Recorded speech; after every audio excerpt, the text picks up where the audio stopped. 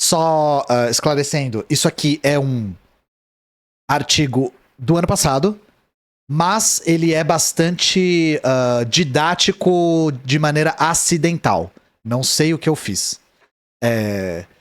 E eu acho que vale muito a pena, esse sim, ler de cabo a rabo e a gente ir comentando ponto a ponto. Porque, novamente, isso aqui, se vocês têm o bingo da economia ortodoxa, dogmática, neoliberal, vocês vão conseguir completar a cartela inteira muito rápido, tá? É o megazord da economia liberal. Vale a pena a gente pegar uma coisa, que é uma coisa que o Humberto já faz muito através dos reacts, né? Pegar um liberal falando e desconstruir a retórica dele através da teoria marxista, da economia heterodoxa, etc, né? Através do prisma da luta de classes. Então vamos lá. Risco de descontrole das contas públicas ameaça crescimento econômico. 10 de novembro de 2023. É muito engraçado isso aqui, que os caras falam do risco do descontrole das contas públicas e aí a gente tem um número, um PIB alto, né, que faz com que os liberais fiquem um pouco confusos a respeito do que está acontecendo. E foi divertido ver as pessoas explicando o crescimento, né, do PIB, porque, claro que a crítica não vai ser sofisticada, que nem a crítica que o Humberto fez. A crítica é basicamente assim: cresceu, mas haverá consequências no futuro. Não, o pior, eles dizem que é mentira. Aí o IBGE mente, né? É o IBGE do Postman. O Lula, porque eles odeiam o Postman, porque é um heterodoxo, sim, que tá lá no IBGE, né? Então eles dizem o seguinte, que é mentira. Tem uns que chegam nesse nível. Olha, o PIB não cresceu, isso não é mentira. Instituto tirei do cu, os dados que você quer.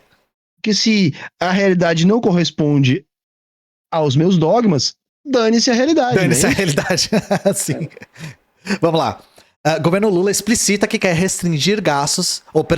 Governo Lula explicita que restringir gastos não é sua prioridade. Uma escolha com consequências nefastas para o equilíbrio fiscal. Luana Zanóbia, Pedro Gil, na revista Veja.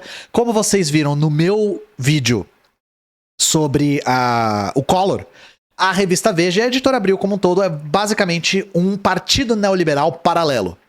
Age como um partido político, toma decisões de política pública sem que você tenha votado pra isso, beleza? E um clássico aqui da Veja é pegar uma foto qualquer e botar uma legenda analisando essa foto, né? Boquiaberto. Haddad surpreso com Lula. O presidente mandou às favas o compromisso do país com a responsabilidade fiscal. Tenho certeza absoluta que era o que eles estavam falando aqui no momento. Absoluta. E tu não acha que tá rolando? Eu acho que tu concorda, mas assim...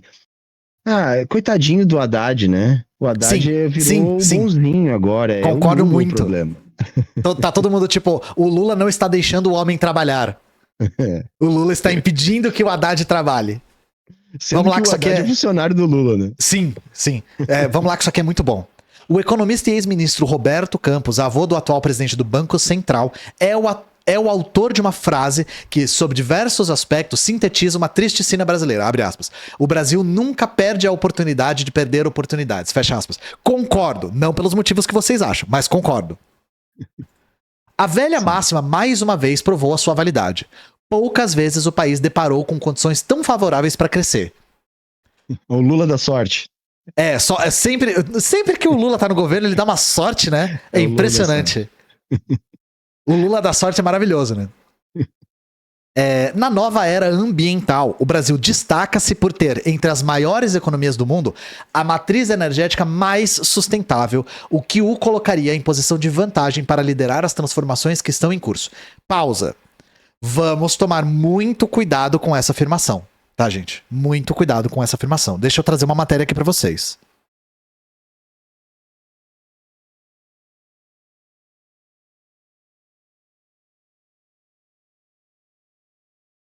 No PAC Verde, transição energética ainda é promessa retórica, tá? Não podemos esquecer que matriz energética comporta toda a matriz energética. Não é só a rede elétrica do Brasil. E a nossa matriz energética, infelizmente, ainda utiliza bastante fontes não renováveis. Então eu vou aqui citar um trecho dessa matéria. Abre aspas. O Brasil é o quinto maior emissor mundial desses gases, atrás da China, Estados Unidos, Índia e Rússia. Então, primeira coisa, falar que o Brasil tem a matriz mais sustentável faz parecer que o Brasil não é um país muito emissor, o que é mentira. É mentira. né? Temos visto algumas mudanças grandes nesse cenário nos últimos anos. Nossas emissões decorrem principalmente de mudanças no uso da terra, desmatamento e agropecuária. Porém, devido a uma política energética equivocada, podemos mexer com esse quadro. Temos quase 80 novas termoelétricas a gás natural fóssil e carvão mineral em licenciamento e construção no país, que irão sujar imensamente a nossa matriz energética. Ou seja, a gente não está caminhando em direção a uma transição energética. Nós temos 80 novas... Como é que eles colocam aqui? 80 novas termoelétricas a gás natural e fóssil. E combustível fóssil. Então, vejam, a gente tem que tomar cuidado com essa... O Brasil é o que tem a matriz energética mais limpa do mundo. E isso aqui não tem um mísero trem também, a Bebel tá lembrando aqui no chat, né? Não tem uma desgreta de trem, mas enfim, eu só tô querendo deixar aqui o discurso não tão... o Brasil é o melhor nisso, o Brasil é o melhor naquilo, sendo que, né, a realidade é mais complexa, ela é mais matizada, ela é mais nuançada, né? Veja bem. E também, num mundo que é extremamente dependente de matrizes energéticas não renováveis, o Brasil estar entre os melhores não é dizer muita coisa. Tá? Só quero salientar isso aqui. Mas assim, potencial a gente tem. Tem. Isso é verdade. Só que o que me incomoda é que é o seguinte, para que a gente possa desenvolver esse potencial, precisa de financiamento. Sim, a gente tem potencial, isso é verdade. Isso é verdade. Aí o liberal não diz que acabou o dinheiro. Como é que tu vai fazer a transição energética sem dinheiro? Não tem investimento, o problema é esse, é problema de investimento, né? Somos também o maior exportador de alimentos do planeta, com um agronegócio vigoroso e inovador que responde por quase 25% do produto interno bruto. Isso aqui é foda, porque, primeiro, né? Maior exportador de alimentos do planeta. Quantas pessoas estão com fome agora no Brasil mesmo? A gente tem uns 70 milhões em insegurança alimentar agora no Brasil? Acho que em situação de fome uns 20 milhões. Mas assim, eu tenho certeza que os porcos lá da China estão bem alimentados. Muito. Os porcos da China. Porque a gente exporta muita soja, né? A gente planta muita soja. Eu tenho certeza que todo mundo aí no chat comeu um prato de soja hoje, né? Agronegócio vigoroso e inovador. Tão inovador que não produz nem para si próprio fertilizantes. E a gente tem que importar fertilizantes da Rússia, né? E esse último dado é maravilhoso. Responde por quase 25% do produto interno bruto. Eu já fiz uma live com a Bebel só sobre isso. Esse dado é mentira. Mentira. Eu vou pegar um artigo aqui e eu vou disponibilizar o artigo para vocês. Que é um estudo sobre isso. O pouco de inovação que tem no nosso agro ainda vem da Embrapa. Sim. É uma estatal, né? Olha só. Afinal, quanto o agronegócio representa no PIB brasileiro? Uma dúvida que frequentemente chega até nós, do CPEA, que é esse centro de estudos aqui, qual é, afinal, a participação do agronegócio no PIB brasileiro? Seria por volta de 5 a 6%, como aponta o IBGE, ou entre 25 e 30%, como diz o CPEA? Aí tem a resposta aqui, ó. Qual número, então, deve ser utilizado? Tem um estudo? Depende. Se o objetivo é saber a dimensão da atividade agropecuária ou da produção dentro da porteira, o número adequado é o do IBGE. Por quê? Esse dado gigantesco aqui é uma coisa de... A cadeia produtiva, o agro gera o emprego para o caminhoneiro, que gera o emprego para a mercearia, e é uma conexão de empregos que diz que estende isso para uma cadeia gigantesca, sabe? É forçação de barra. Inclusive, para o IBGE, parte desse número vai estar computado no setor da indústria. Pois é, tá? Sim, agroindústria, né? O agribusiness. Exato, que se você industrializa o agro, tá? Ao longo da cadeia, isso vai para o setor da indústria, tá? Sim. Mas o dado que a gente usa correto, tá? Que eu até falei antes para vocês aqui... Entre 5 e 6. 5,77%. Esse é o tamanho do agro. Que é o do IBGE, que eu tô pegando aqui desse estudo que eu vou disponibilizar para vocês também. Então, por isso que eu falei, é maravilhoso. A gente pega, eu li um parágrafo, a gente já conseguiu desmentir um monte de coisa aqui. Porque isso aqui é uma cartilha. É uma cartilha que é do editorial da revista de uma editora que eu já falei que age praticamente como um partido neoliberal paralelo. Mas muito influente. Na geopolítica, o cenário é igualmente favorável. Enquanto a China coloca o pé no freio e a Rússia está em guerra, a China coloca o pé no freio, né? O Brasil é, entre os grandes emergentes, o menos exposto a turbulências internacionais. Tudo um detalhe, isso... tá? A gente comemorou 2,9% do PIB. E aí eu não entendo esse Rússia e China com o pé no freio, guerra. Do BRICS, em 2023, o Brasil foi o que menos cresceu. Pé no freio é o nome disso. A China coloca o pé no freio. Vai quebrar, hein, Humberto? 7%, vai quebrar. Amanhã. Tudo isso poderia ser aproveitado para o país deslanchar de vez. Contudo, estamos de novo condenados à nossa vocação de perder oportunidades. Esse gráfico aqui é maravilhoso. Porque nós temos aqui o resultado primário das contas públicas voltou ao campo negativo. Olha que maravilha, Humberto Matos, de superavitzão em 2022. Que delícia de superávit. Porque todo mundo aqui lembra que em 2022 nossa economia estava voando.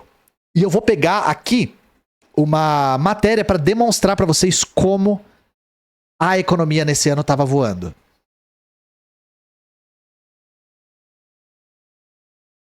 Matéria aqui de 2023. Como o Brasil saiu do mapa da fome em 2014, mas voltou a ter índices elevados de miséria. Em 2022, o Brasil voltou ao mapa da fome. Mas que superavitzão do caralho, hein, Humberto Matos? Cara, isso aí tá tudo errado, porque assim, primeiro que superávit ou déficit, por si só, não quer dizer nada. Sim. Não quer dizer nada. Não quer dizer que a economia tá melhor ou pior. Sozinho ele não vai dizer nada. E segundo, que esse dado é uma fraude, gente. Esse superávit de 2022, ele é uma fraude, tá? Ele só foi atingido, tá? Por causa dos precatórios, que eles tinham que pagar lá e não pagaram. Sim, é o calote dos precatórios. Tá? Esse número foi atingido com privatizações, ou seja, você está vendendo o fogão da casa para pagar as contas correntes. E terceiro, com aquilo que estava sendo expoliado das empresas públicas. Por exemplo, todos aqueles repasses da Petrobras foram contabilizados como recurso para a União. Tá? Só que a Petrobras estava num nível de expoliação que eles estavam entregando como dividendos mais do que aquilo que eles tinham como lucro. Assim, resumindo, a Petrobras estava pegando empréstimo para pagar dividendo. Tudo para conseguir criar esse número artificial aí de superávit em 2022. Então são duas coisas, galera. Primeiro, superávit ou déficit sozinho não quer dizer nada. Vê a Argentina. Nada, Argentina, porra. Nada. Exato, que nem a Argentina, né? A Argentina teve um superávit agora. Por quê? Por causa da inflação. Sim. É isso. Né? E segundo, que mesmo esse superávit, que sozinho não significa nada, ele é uma fraude. Ele é uma fraude que ele não reflete sequer a, entre muitas aspas, saúde das contas públicas. Tá? Não quer dizer nada isso aí. E eu coloquei aqui o reflexo para a população no ano de 2022, que é o ano que estão comemorando esse superavitzão. O Brasil voltou pro mapa da fome. Simples assim. Desta vez, boa parte da culpa deve ser atribuída à cartilha econômica que os governos petistas costumam adotar. A que dá prioridades aos gastos. Nossa, que tragédia, hein, Humberto? Que tragédia. Eu queria que fosse verdade, hein? Eu também queria que fosse. Eu queria que o governo gastasse mais. Né? Mas nem isso é verdade. O que houve, sim, foi aquela PEC da transição, que eu acho que era o ambiente onde estava rolando essa matéria aí, deve ser mais ou menos daquela época. Mas a mesma PEC da transição já acordava que o governo ia ter que mandar uma nova regra fiscal. E aí que eu fiquei puto com o Haddad. Por quê? Porque eu achei que o Haddad ia mandar uma nova regra fiscal mais crível, que permitisse o Brasil crescer. E aí o que o Haddad faz? Ele vai lá e faz aquilo que o mercado quer. E manda uma regra muito restritiva, que diz justamente o oposto do que essa matéria está dizendo. Porque o que o Haddad está propondo para a gente é o Brasil vai acabar com esses gastos. O objetivo é meta de déficit zero. Sim. Que ninguém acredita que vai ser cumprida. Mas eles querem vender isso pra gente. E Humberto, sabe o que o Haddad e o Milei têm em comum? Os dois decretaram passe livre, não foi? Foi. Muito passe livre. Porra, a esquerda luta há anos pelo passe livre e o Milei conseguiu fazer passe livre rapidinho, pô. Porra, é rápido demais, cara. Eu, quando vi aquela cena ali, eu digo, porra, e eu criticando o cara, mano, não é possível isso aí. Editor, coloca aí o passe livre do Milei pra galera ver no YouTube. E sabe o que eu achei engraçado, Humberto? Quando você colocou no Instagram isso, tinha gente nos comentários assim, isto aí não é passe livre, você está desinformando o público. Eu achei maravilhoso, assim, a capacidade de interpretação de texto 10, assim. Tá foda, né? Tá foda. Na quarta-feira, 8, o Banco Central revelou que as contas públicas fecharam o mês de setembro com déficit primário de 18 bilhões de reais, sendo que no mesmo mês de 2022 houve superávit de 10,9 bilhões de reais. E daí? É isso. Daí? Entendeu? Tem que mandar um grande foda-se, daí? mano. E daí, qual o problema, cara? Qual o problema? Na vida das pessoas, o que isso significa? Uma outra coisa que a galera que tá nos assistindo aqui tem que entender é o seguinte: o dinheiro não desaparece, tá, gente? Não desaparece, tá? É uma regra elementar de contabilidade, Sim. vai. O que é déficit de um é superávit do outro. Então, se o governo teve um déficit, tá? De 18 bilhões, esse dinheiro não evaporou, esse dinheiro não sumiu, o governo não rasgou esse dinheiro. Esses 18 bilhões são superávit de alguém. Então vamos fazer uma questão bem simples. Se isso é déficit público, isso é superávit privado, porra, entendeu? Isso tá na economia, né? Infelizmente, a maior parte na bolsa dos burgueses, mas, Sim. né? Tá na economia, o dinheiro não sumiu, entendeu? Não sumiu, o dinheiro não some, a galera não rasga dinheiro. Você pode ter certeza que a galera não rasga dinheiro, gente. Eu acho que você Humberto, que tá aí me assistindo não rasga. eu queria te perguntar uma coisa. Qual que é a vantagem da burguesia? Qual é a vantagem pra burguesia numa política de austeridade de superávit primário? É a mesma coisa. Isso tem várias vantagens. Porque, primeiro, não mexe na nossa estrutura econômica, que privilegia agroexportação e mercado financeiro. Então, veja, os que já estão mandando na porra toda não vão ser ameaçados. Por quê? Porque se o governo começa a produzir déficits e esses déficits desenvolvem outras cadeias produtivas, outras áreas da economia, tá? Esses burgueses que mandam no Brasil desde a colônia, né, vão ter novos concorrentes. Sim. Isso é um dos pontos.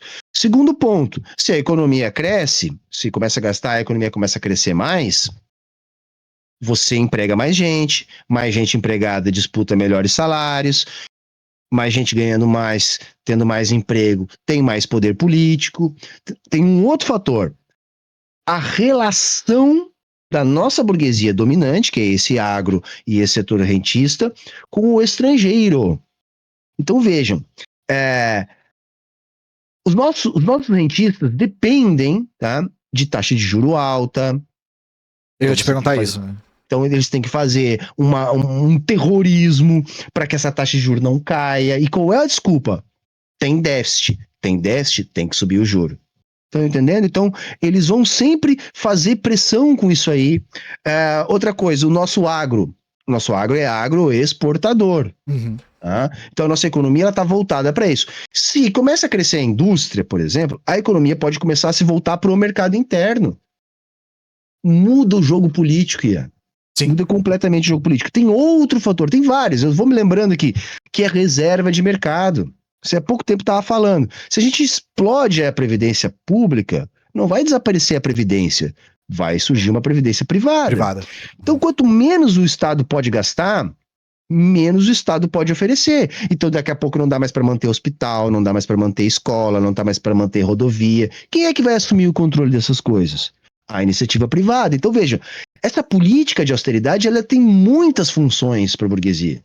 Né? Desde reserva de mercado, a manter a disciplina na classe trabalhadora, a manter os privilégios de determinados grupos burgueses que lucram com essa relação de dependência. Então é uma porção de coisas, né, que faz com que eles defendam essa ideologia da austeridade. E uma outra coisa que complementa isso. Existe um interesse do imperialismo de impedir que os países se desenvolvam, dos países do sul global se desenvolvam. Então, exportar essa política de austeridade através de demandas do FMI, do Banco Mundial, é também uma forma de impedir o desenvolvimento e o empoderamento dos países do sul global? Com certeza. Eu gosto da explicação da teoria marxista da dependência. Que basicamente, assim, tentando resumir muito aqui para vocês, o que diz? Há uma diferença de níveis de produtividade do capital. A indústria é mais produtiva. Então, veja, quanto mais produtivo né, quanto maior a participação do capital constante na composição orgânica do capital, mais o capitalista fica naquilo que nós marxistas chamamos de superlucro, ou mais valor extraordinário, ou mais valia extraordinária. O que significa isso? O Marx ele explica para nós que os diferentes setores da economia tendencialmente vão equalizar seus lucros. Por quê? Porque os capitalistas eles migram dos setores menos rentáveis para os mais rentáveis. Essa migração vai acontecer até haver essa tendência de equalização. Então vejam, quando um capitalista consegue ficar nesse super lucro, o que quer dizer isso? Quer dizer que esse capitalista ele consegue ser mais produtivo que a média dos capitalistas. Sim. Então, do mais valor global da economia capitalista, ele se apropria de maior parte. Botando isso para o plano das relações internacionais, o que a gente tem? A gente tem um mundo desenvolvido, a centralidade do capitalismo, sediando patentes, sediando serviços sofisticados, sediando as grandes marcas, enfim, sediando aqueles setores mais produtivos da economia. Enquanto que o que eles deixam para o sul global, né, para os países periféricos dependentes, são aqueles setores menos produtivos da economia. Da simples inserção de todos esses setores no conjunto do capital global, faz acontecer uma transferência estrutural da riqueza dos capitais menos produtivos para os capitais mais produtivos. Ou seja, essa diferença de produtividade entre o que a gente sabe fazer e o que eles sabem fazer é que faz rolar essa transferência do capital produzido aqui para lá. Isso tem uma série de consequências. Isso mantém a nossa economia subdesenvolvida, com uma alta concentração de capital, uma população altamente pobre e, ao mesmo tempo, dependente dos industrializados do mundo desenvolvido. Enquanto que no mundo desenvolvido há uma dependência do nosso agro, porque eles vão se especializar não nisso, mas naquilo que é mais produtivo, e ao mesmo tempo os retornos econômicos deles são sustentados pelo nosso prejuízo econômico. Então, uma relação de dupla dependência. De um lado, a nossa economia depende dos industrializados deles, do outro lado, eles dependem da nossa transferência de capital para lá, para serem ricos. Então, resumindo, galera, essa política mantém os países ricos ricos e os países pobres pobres. Então, Sim. é altamente eficiente. E essa política, perguntaram no chat, eu achei a pergunta boa. Essa política de austeridade, de controle de gastos públicos, é também vigente no centro do capitalismo? Ela tem uma função no centro do capitalismo? Somente política ideológica. Na prática, nunca, né? Não, porque nenhum país pratica isso, gente. Sim.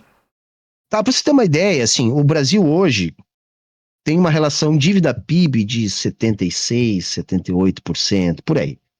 O Japão tem 250%. Os Estados Unidos tem quase 200%. Sim. Todos os países desenvolvidos têm. A Alemanha deve ter 130%, 140%. Sim. Aí o liberalzinho vai escutar isso e vai dizer, mas tu tá comparando o Brasil com a Alemanha. Não há uma comparação de estrutura produtiva. Eu só tô dizendo que a dívida por si só quer dizer nada. Sim. Não quer dizer nada. É lógico que o Brasil não pode saltar de 80% para 250% em 2, 3 anos, porque isso vai gerar uma inflação de demanda. Tá? Isso vai gerar uma inflação de demanda. Que eu não sei se você vai chegar lá, acho que vai dar espaço para você chegar lá mais para frente. A desculpa que a gente viu na última semana, que a gente viu sociopatas dizendo que o Brasil não consegue a gente vai falar disso. 3%, porque senão vai dar problema. Não, é legal que a gente vai falar sobre a questão da inflação, já, que é uma dúvida, acho que é a principal dúvida, porque é o principal terrorismo ideológico que a burguesia faz, que é, por que isso tudo é ruim pra vocês? Por que o gasto público é ruim pra vocês? Porque isso tem a consequência de gerar inflação pro consumidor médio. Vamos chegar lá, vamos continuar lendo aqui. Tá. No acumulado de 12 meses, o setor público consolidado, formado por União, Estados, municípios e empresas estatais, registrou déficit de 102 bilhões de reais, o equivalente a 0,97% do PIB. É certo, portanto, que as contas públicas fecharão 2023 no vermelho após breve respiro alcançado no ano passado, porque a economia em 2022 estava maravilhosa. A conclusão óbvia: os números estão ruins porque o governo Lula desde o início vem gastando mais do que arrecada e promete gastar mais ainda. Aí aqui eles fazem um cherry picking do caralho pra botar o país... Isso aqui me deixa muito irritado, Berto. Cara, é que isso aí, na verdade, isso é tão mentiroso. É muito mentiroso. Isso sequer é a nossa carga tributária. Líder em tributos. O Brasil deve ter um imposto sobre valor agregado maior que o de alguns dos principais países da OCDE. Primeiro, de alguns países principais da OCDE. Eles selecionam alguns, tá? Não são todos. Segundo, este número, 27,5%, não existe, chat. Isso. Porque o IVA não existe ainda. Isso aqui é Não uma existe. projeção e é claro que eles projetaram pro máximo possível. Esse número, ó, e eles até colocam aqui. Projeção da nova alíquota. A gente não sabe quanto vai ser. Estão comparando com quem tem IVA. Isso é ruim de tantos jeitos, cara. Primeiro porque a estrutura do nosso IVA, existem vários tipos de IVA. Vamos começar Sim. por aí. Eles estão Vários tipos de homogeneizando IVA. tudo num só, né? Exato. Então quando você bota assim, pô, o Brasil 27,5 de projeção, mas a Suécia é 25, a Hungria é 25. Não dá pra fazer essa comparação direta, tá? Por quê? Porque o tipo de IVA é diferente, o que abrange, o que tá dentro da alíquota. Sim, qual quais que é a as outras cesta que tem alíquotas da lei. isenção? Exato, então assim, não dá pra fazer essa comparação, tá? Não dá pra fazer essa comparação. Agora, a nossa carga tributária de fato não é baixa, mas também não é o nosso problema. Eu costumo Mas a dizer o gente vai falar seguinte- sobre isso, sobre a carga tributária já já. Isso, mas vai lá. Pra gente continua aí. destrinchar um pouco essa questão. Antes mesmo de os números terem vindo a público, o presidente Lula sugeriu uma alteração na meta fiscal e mandou as favas a promessa de zerar o déficit do ano que vem, jogando fora o esforço do Haddad, que é o que você falou. Tadinho do Haddad, o Lula não tá deixando o homem trabalhar, né?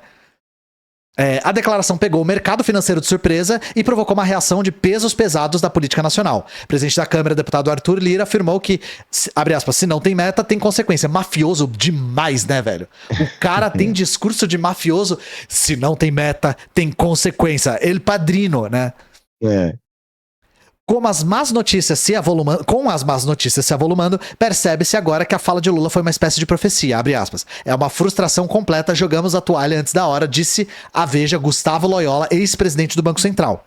Abre aspas, o governo não está disposto a fazer o mínimo de esforço para poder conter os gastos. Sem disciplina fiscal, as perspectivas são alarmantes. O economista Alexandre Schwartzman, colunista da Veja, diz que houve um aumento de 3% do déficit primário de janeiro a setembro de 2023 versus igual ao período de 2022, que era o ano que a gente estava abraçando o tigre, vivendo na floresta com os arco-íris no céu, né? Esse Schwartzman foi o que escreveu agora na semana passada que se o desemprego continuar caindo no Brasil, nós vamos ter problemas. Sabe o que eu acho fantástico, Humberto? Às vezes, os liberais são mais didáticos que o Marx. Porque eles vão lá e falam o que o Marx teorizou, tipo, na cara dura, assim. Tem que cair desemprego, porque senão isso vai... É o que a gente sempre fala, empoderar a classe trabalhadora, aumentar salário. Simples assim. Tipo assim, como assim você não vai passar fome? Eu costumo dizer que o liberal sempre quer sacrificar o emprego dos outros. Sim. E a questão de fato, a inflação fica controlada. Se ninguém consumir. Se ninguém consumir, a gente controla a inflação, de fato. Né? Se tiver todo mundo morto, não tem inflação. Sim. Ressalta-se mais uma vez que, no ano passado, o governo registrou um superávit de 1,2% do PIB, que provavelmente se tornará um déficit de 1,8% nesse ano, agora com o país sob a regência de Lula, e a gente, em uníssono, responde, e daí? Né? É interessante observar que o bom resultado fiscal de 2022 foi alcançado mesmo em um contexto eleitoral, período em que eu adoro isso aqui, Humberto. Período em que governantes se dispõem a abrir cofres para atrair popularidade. Que governante fez isso? Qual é o nome do governante? O cara é o Voldemort, por acaso? O Bolsonaro comprou voto até usando a Petrobras. O Bolsonaro comprou voto em tudo que deu. Até a Petrobras, ele tava dando kit com gás, com coisas, através da Petrobras. De tudo, gente. Tá? E perdeu. Mas roubar e perder é pior que roubar e ganhar, né? Então, é aquilo que eu falei antes. Esse superávit foi constituído a partir de uma fraude. Sim. Tá? Porque ele sequer teve responsabilidade fiscal. E eu adoro que é Lula e governantes. Em 2022, nós tivemos um governante que abriu cofres para atrair popularidade. E sabe uma outra coisa que o liberal nunca fala quando ele fala de déficit? Que o maior responsável é a taxa de juros. Para cada meio ponto percentual que cai na taxa de juros, a gente tem dezenas de bilhões a menos de gasto. Mas aí eles não falam nada. Você nunca vê o liberal falando do impacto da taxa de juros no déficit fiscal. Você nunca vai ver. Isso é uma coisa que eles nem dizem que é mentira. Eu nunca vi, inclusive, agora você me atentou a isso. Eu nunca vi eles falando a respeito disso. Não falam. Não acho impossível, mas enfim, não é uma coisa que eu vejo mesmo. Isso ocorreu porque o patamar de gastos primários da União, aquele antes dos juros e amortizações, voltou ao nível razoável de 18% do PIB. Durante a campanha, Lula afirmou que isso seria insuficiente. Para as necessidades de seu governo, o patamar deveria voltar a 19,5%. A PEC da transição, que é o que você falou, inclusive, né? Atendeu a esse desejo e contratou 150 bilhões de reais em novos investimentos, que agora alimentam o desequilíbrio fiscal. Que ruim investimento, né, Humberto? Caralho. O dinheiro some. O investimento, quando você gasta, na verdade, você abre uma fogueira gigante, a fornalha, e joga 150 bilhões lá, né? Deveríamos primeiro criar uma condição superavitária para só depois aumentar os gastos. Isso aqui, sabe qual que é o nome, gente? Dogma. O nome disso aqui é dogma, tá? Diz o economista Samuel Pessoa, pesquisador da FGV. Está no DNA do partido... O Samuel Pessoa é um dos que diz que a taxa aqui tem que ser de 11% de desemprego para nossa inflação. É o que diz o poeta, né? Quando o cu não é seu... Está no DNA do Partido dos Trabalhadores gerir as contas públicas pelo caminho do aumento de receitas e não do corte de despesas. Eles estão falando que o PT aumentou imposto, é isso? Quando? Não é que assim, o aumento de receita é crescimento do PIB, né? Aumento de receita, sim. Então, assim, o que os liberais também sempre fazem, eles sempre tentam organizar as contas públicas cortando despesa. O que despesa. É burro, porque tu pensa no seguinte, se você diminui o déficit, você reduz demanda. Se você reduz demanda, você reduz consumo. A maior parte da arrecadação tributária brasileira é sobre o consumo. Sim. Então, o que você corta de um lado de gasto do governo, diminui do outro da arrecadação. E você simplesmente não consegue equilibrar as contas. Sim. É muito mais inteligente na economia capitalista você fazer o ajuste pelo lado da receita. Como é que se faz o ajuste pelo lado da receita? Você faz bons gastos, porque a gente defende o gasto público bem feito, tá? O dinheiro tem vários tipos de gasto. Mas quando o gasto ele é bem feito, ele gera um efeito positivo na economia, que a gente chama de efeito multiplicador. Então, se você gasta mais de um lado, do outro lado você arrecada mais. E se o gasto for bem feito, a arrecadação ela supera o gasto.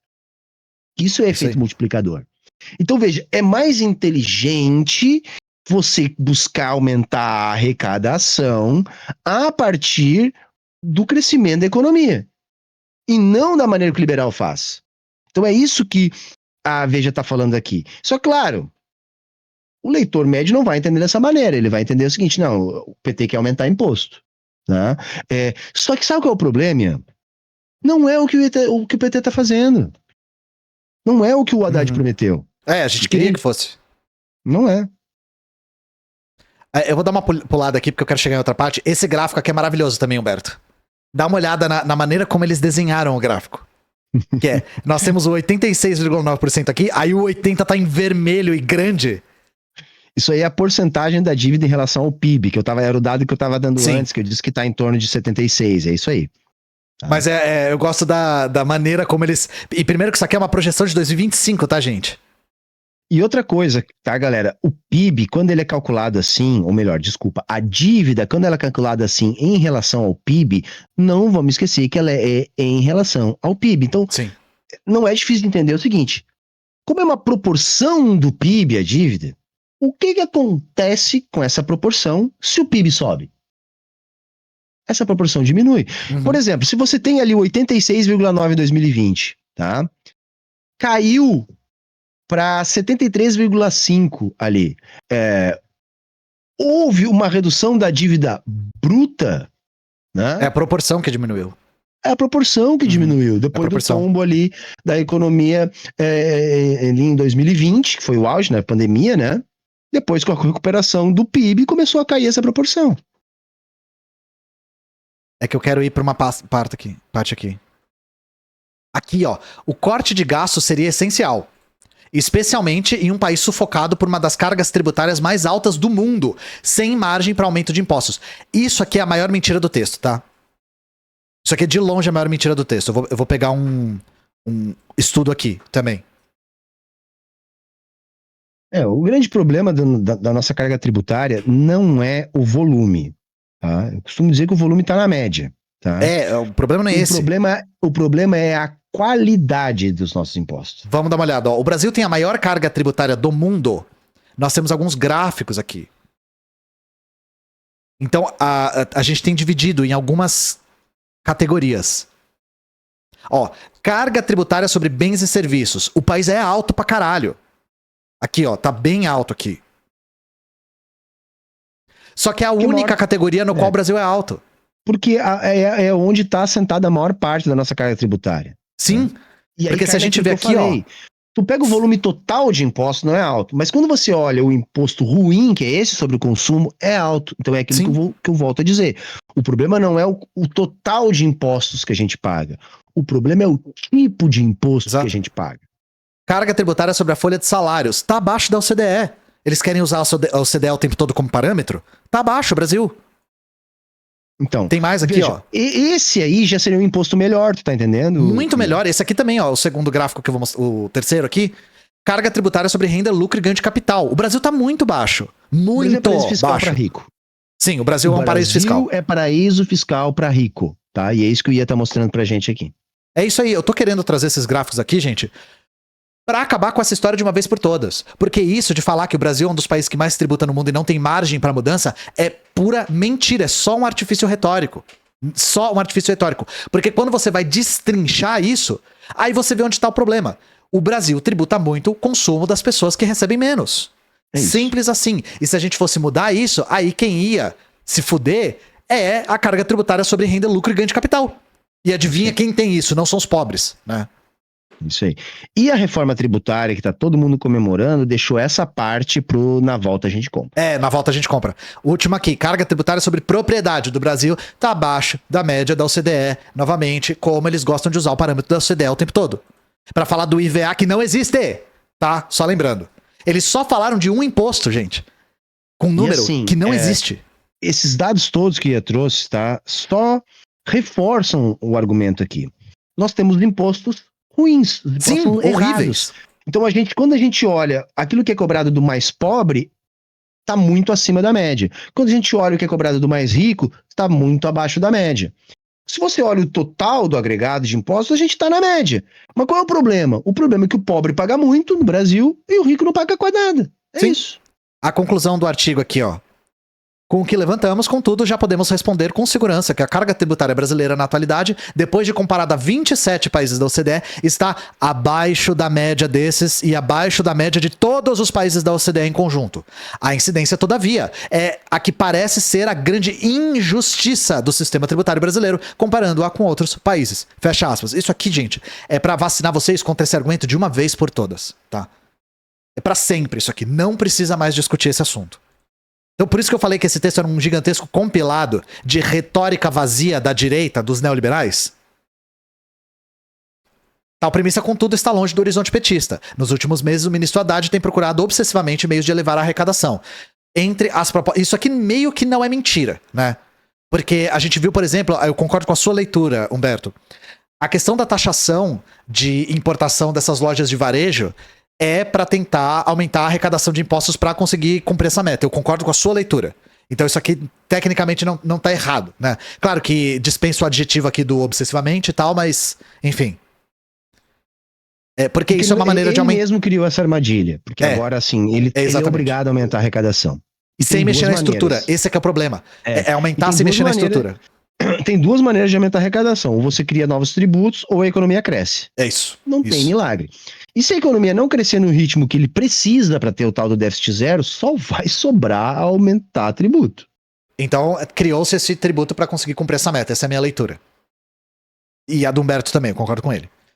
Entre as propostas da mesa estão a tributação de importados de pequeno valor, que é o que a gente acabou de falar, apostas esportivas e empresas offshore. Que ruim, né, Humberto? Tributar aposta e empresa offshore. Nossa, desfaz o L agora, né? O meu jogo do Tigrinho vai ser tributado agora.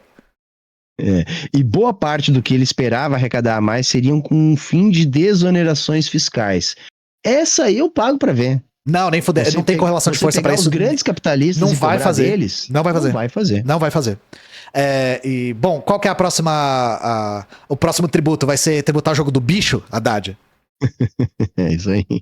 Segundo cálculos da Receita Federal, essas medidas ganhariam 165 bilhões de reais em receitas extras. O problema é que elas não têm se materializado, mas que isso foram superestimadas, dando otimismo exagerado com os rumos da economia.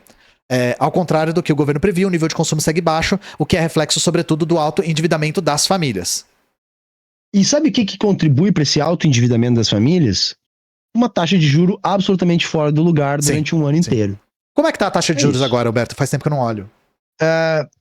Eu não lembro se ela tá ali próximo de 10, um pouco acima de 10%. Se não me engano, tá em 11 alguma coisa. É muito alto ainda, muito alto. Ainda é muito alto. Já podia estar abaixo de 10, pelo menos desde a metade do ano passado. Sim. Faz tempo que eu não olhava isso. Os governos que gastam demais costumam gerar danos severos à economia. Em um primeiro momento, o avanço dos investimentos públicos pode até provocar algum crescimento do PIB. Eu adoro isso aqui, né? Que é tipo, pode até crescer o investimento, mas veja bem, né? E é engraçado porque isso aqui é meio relógio quebrado, porque eventualmente a economia capitalista entra em recessão. E aí eles colocam a culpa da recessão no déficit público. É fantástico. Quantos anos depois foi? Não importa, não importa quantos anos. Lá teve, então... Mas ele será seguido no longo prazo por crises gigantescas. Foi assim, lembre-se, nos governos, nos anos Dilma Rousseff, quando o Brasil enfrentou a pior recessão da sua história. Humberto Matos, a crise do governo Dilma foi por conta de déficit público? Não.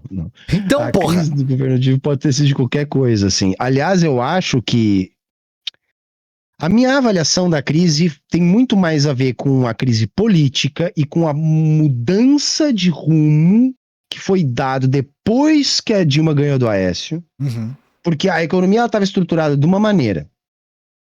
Quando ela ganha ali por muito pouco do Aécio, ela bota lá o Levi a mandar na economia e dá um cavalo de pau na economia para agradar os jornais. Aí a coisa não ficou nem de um jeito e nem de outro. Nem no modelo neoliberal, nem no modelo desenvolvimentista. Então, a economia ficou em lugar algum. E um segundo ponto que eu também jogo a culpa da crise é que teve um erro de avaliação um pouco antes disso. Nós já estávamos com uma economia aquecida, um desemprego baixo, vários anos de crescimento. E quando a economia começou a demonstrar que ia crescer mais devagar, o que é algo que acontece na economia capitalista, o governo reagiu com mais estímulo econômico. Vocês aqui, talvez os mais velhos, lembrem. Quando começou a diminuir a dinâmica econômica, a Dilma foi lá e zerou o IPI de linha branca de eletrodomésticos e zerou o IPI de carros. Tá? Aquilo foi errado. Por quê? Porque nós já tínhamos um parque industrial a todo vapor e tu vai lá e dá mais um choque de demanda. Aí tu gerou inflação. Aí os liberais abriram a boca no Congresso, nos jornais, começou uma ferrada pressão política.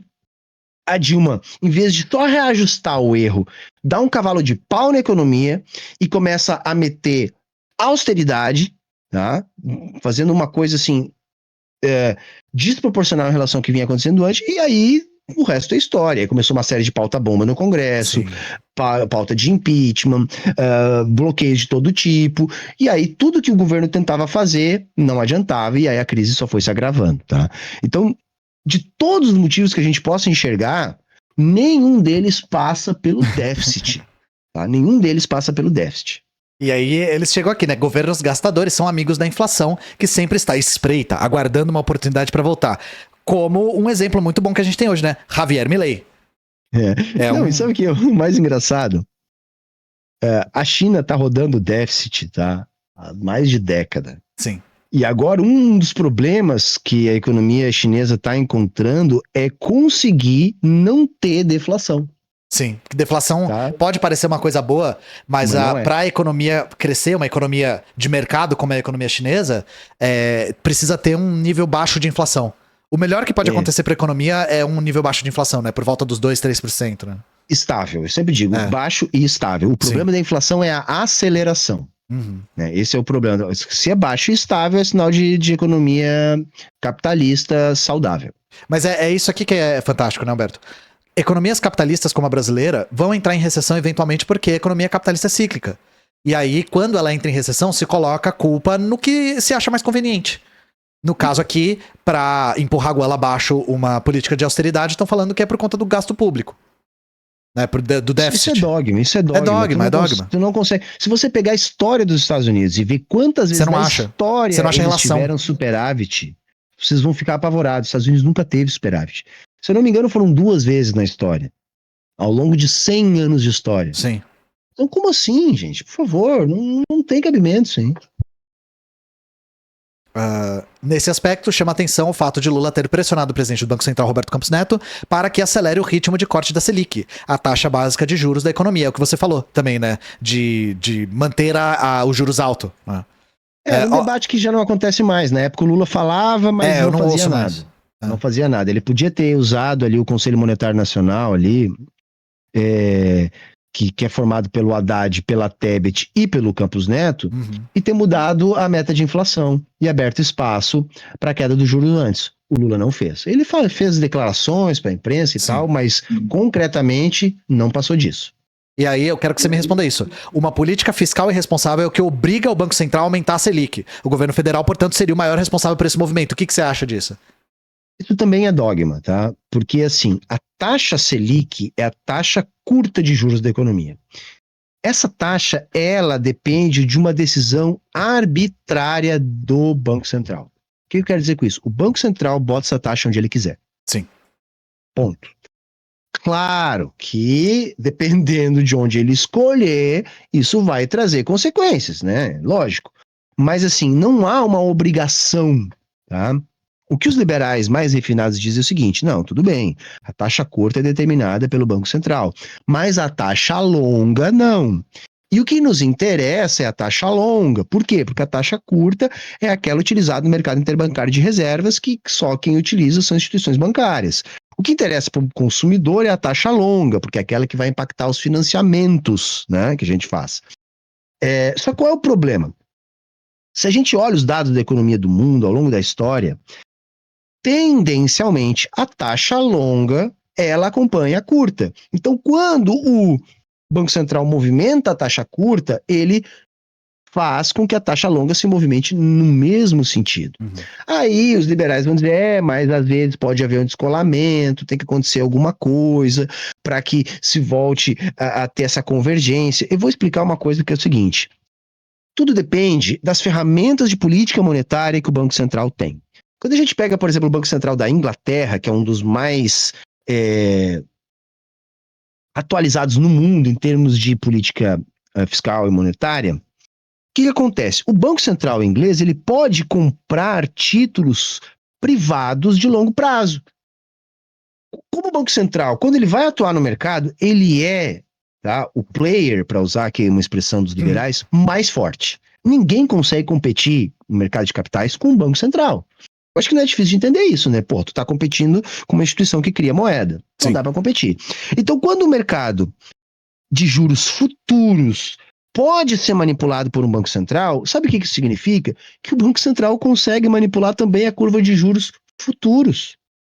Então, os bancos centrais mais modernos, eles conseguem controlar toda a curva de juros, desde os básicos aos longos. A questão é que o nosso Banco Central não pode fazer nada disso. Ele é totalmente amarrado. A gente criou uma institucionalidade que nos impede de fazer. Só mais um exemplo aqui, que vai na mesma linha, que a galera fala muito mal, né, das chamadas operações compromissadas, tá? Que é quando o governo, o Banco Central, ele compra reservas bancárias e troca essas reservas bancárias por títulos públicos que estão em sua carteira, tá? E aí a galera fala mal disso dizendo o seguinte: o dinheiro que sobra nos bancos, o Banco Central paga juros em cima disso. E isso acaba prejudicando a economia. Gente, isso é uma ferramenta de política monetária, tá? Que na realidade o que acontece? Quando o Banco Central quer manipular a taxa básica de juros, ele precisa ou colocar mais dinheiro em circulação ou tirar dinheiro de circulação. Como é que ele tira dinheiro de circulação? Bom, ele pega reserva bancária que está no mercado, que está com os bancos, e troca por título público que está com ele. Então ele tira dinheiro e entrega título. E isso são as tais operações compromissadas. Por quê? Porque elas têm prazo, enfim, elas têm alta liquidez, alta volatilidade, vencem às vezes de um dia para o outro, etc. É a melhor ferramenta de política monetária? Não, não é. Mas é a única que o nosso Banco Central tem. O que eu estou querendo dizer, galera? Há como a gente melhorar essa institucionalidade. Ou seja, tem como a gente dar mais ferramenta para o Banco Central. Tá? Por exemplo, a gente pode autorizar o nosso Banco Central a remunerar a reserva bancária dos bancos. Pronto, ele já não vai precisar mais fazer a compromissada. Por quê? Porque a compromissada, ela aumenta o volume de dívida pública. Porque a dívida pública, ela só é calculada a partir daquilo que está em mercado. Então, toda a dívida pública que tiver no ativo do Banco Central não é considerada dívida em mercado, então não entra nesse cálculo. Quando o Banco Central coloca em mercado essa dívida, ou o Tesouro bota em mercado essa dívida, isso conta. Então, cada vez que o Banco Central faz uma operação compromissada, né, no sentido de trocar reserva por título, ele está aumentando a dívida pública. Se nós tivéssemos outro mecanismo que não fosse esse, nós não precisava estar aumentando a dívida pública todo o tempo. Nós podíamos simplesmente remunerar, tá, reserva bancária parada, o que daria o sentido monetário igual, de tirar dinheiro de circulação e, portanto, manipular a taxa de juros, sem aumentar o volume de dívida pública em mercado. A gente não tem essa opção, porque o nosso Banco Central é proibido de fazer isso. Da mesma maneira que o nosso Banco Central é proibido de manipular o mercado de juros futuros, atuando nesse mercado, como outros bancos centrais já fazem. Então, vejam, a gente tem uma institucionalidade muito ruim, que impede o nosso Banco Central de utilizar a dívida pública como um instrumento político para o desenvolvimento do Brasil. Então, eu tenho uma teoria, que é legal que a gente está tendo essa oportunidade aqui de falar isso. A gente não pode demonizar a dívida pública. A gente tem que disputar a dívida pública. Vamos lembrar do nosso horizonte. O nosso horizonte é luta de classes. Tá? Por que a China pode fazer o que ela faz com essa economia? Porque ela lá usa a dívida pública a seu favor. Sim. Então, vejam, na disputa por essa dívida pública, lá o Partido Comunista Chinês ganhou. Tem bilionário na China? Tem, mas são eles que determinam como que a China vai utilizar a sua dívida pública? Não. Aqui no Brasil, quem é que determina como é que vai ser utilizada a dívida pública, como é que vai funcionar o Banco Central? A banca, a burguesia. Então nós temos que disputar isso. Saca? Nós temos que disputar isso para usar isso a nosso favor. Como um instrumento de dominação. Dívida pública, moeda, são instrumentos de dominação de classe. São instrumentos que servem para a aplicação da violência cotidiana e extrair do trabalhador aquilo que ele produziu. Então vejam, se a gente quer uma ditadura do proletariado, o que a gente quer? A gente quer tomar pra gente esses instrumentos de dominação de classe para quê? Para dominar a porra da burguesia no momento da transição socialista. Então nós vamos utilizar isso a nosso favor. Então, em vez de demonizar a dívida pública, a gente tem que dizer, não, nós temos que pegar ela para nós. Porque hoje quem usa ela a seu favor é a banca, são os capitalistas. Eles usam isso a seu favor. Nós temos que pegar esse instrumento para nós, classe trabalhadora.